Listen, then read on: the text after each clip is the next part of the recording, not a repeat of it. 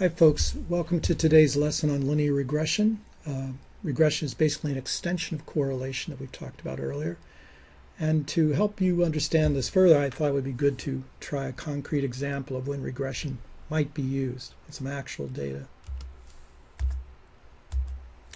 Okay, here's data that I collected some years ago, from 1993 to 2003, doing aerial surveys of the main islands of the Hawaiian island chain. We were interested in calculating the abundance of humpback whales year by year during that period of time. During that 10-year period, we conducted 5 separate surveys, one in 93, another 95, 98, 2000, and 2003. These are the locations of the whales, the little purple dots that you see here.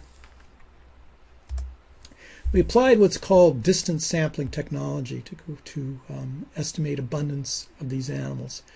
And you can clearly see, if you look at these bars by each of the years, there's a pretty steady increase, certainly from 93 to 2000, and suddenly in 2003 it drops back down.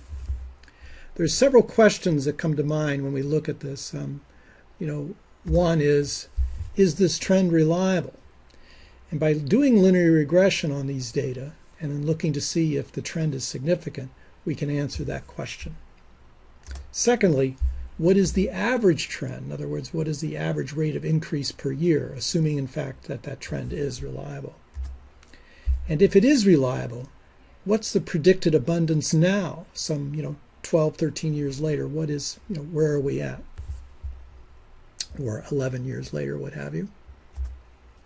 So regression, its purpose is that once you have a significant correlation, it allows you to predict typically the dependent variable y from an independent variable x. So in this case, we're interested in predicting the abundance, which would be our y, our estimated y value, y prime in this case, from x, which would be the year, the calendar year.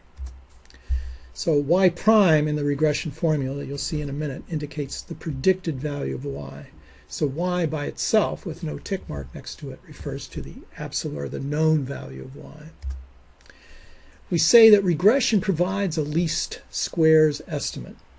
And that's just a fancy way of saying that it minimizes this equation. It minimizes the sum of the actual y minus the predicted y values squared. And let me show you graphically what that represents. I should say, first of all, that it's a fancy way of saying that regression provides an estimate that runs smack dab through the middle of a configuration of points. And smack dab through the middle can be operationalized using this equation. So here's a set of actual points. So these are all y values. We run a regression line through it. You can see very clearly that it fits the points fairly well. And these represent the distances between the known values, which are the little purple diamonds, and the line. So all of the predicted values fall on that line. So each of those distances, if they're squared and summed, represents the least squares estimate. The distances going down from the dots to the line would be negative in value, and the distances going up from each of the points to the line would be positive in value. If we didn't square as a result, they would sum to 0. So by squaring them, we keep them positive distances, and then by summing them up, that is what is being minimized in this case. So as it says, sum of y minus y prime squared is the sum of the square distances from the line to the points. This represents error in prediction, basically, what's left over beyond what linear regression has failed to account for. So the formula, the basic formula you probably learned in high school, it's y prime equals bx plus a, where b represents the slope of the line, how steep it is or how shallow it is, and a represents where it crosses the y-axis. So we refer to them as the b and the a coefficients. That's the basic formula there, y prime equals bx plus a. B, or the slope, is the correlation r times the standard deviation of y divided by the standard deviation of x. That's how the b coefficient is derived. And a, the a coefficient, or the y-intercept as we call it, is the mean of y minus that slope value times the mean of x. Now let's go back to our example. Let's see, you can imagine the lines very clearly fitting at least the first 4 points there. I mean, it certainly strongly suggests a linear increase. And then there's that nasty drop in 2003. We went back and looked. Normally, it's not considered good science to drop a data point that doesn't fit your expectations. But when we went back and looked at the visibility data, basically when you're doing aerial surveys visually, the thing that affects your ability to see or detect a target the most is sea state when you're flying over the ocean. So when there's a lot of white caps on the water, it's like visual noise. And lo and behold, when we look back at 2003, it had significantly worse sea state conditions than the other 4 years. So based on that substantive finding, rather than just, like I say, not fitting what we expected, we were able to reasonably drop 2003 from the estimate. So just looking at those first 4 points, very clearly a trend there.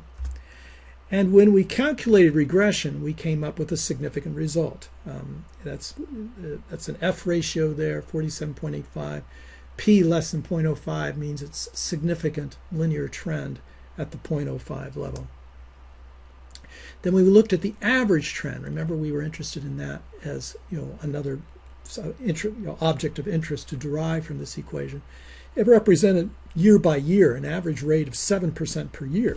So we were able to go to the folks that manage this endangered population of whales, and we were able to say to them, lo and behold, across this 10 years, 93 to 2003, we saw a significant increase in trend, and we also saw an average rate of 7% increase in the population per year, which is something they still cite today. And there is the equation itself. So our estimated abundance in this case, based on the results of linear regression, equals 236.69 times the year value, that's our x, minus, in this case it's a negative A coefficient, 468,814.40. So you can run any year in that equation and come up with a predicted abundance. And for 2014, which just happens to be the current year, we would predict about 7,879 animals. That's very close to what we would expect, because a recent estimate in the last few years puts the North Pacific population at about 10,000 animals. We know that anywhere from half to 2/3 of the animals come to Hawaii from the North Pacific population. So that would be pretty much what you would expect. So this, I believe this trend of 7% per year is robust. So there you have it. There's linear regression as applied to actual data and came up with a meaningful result. Okay, aloha, folks.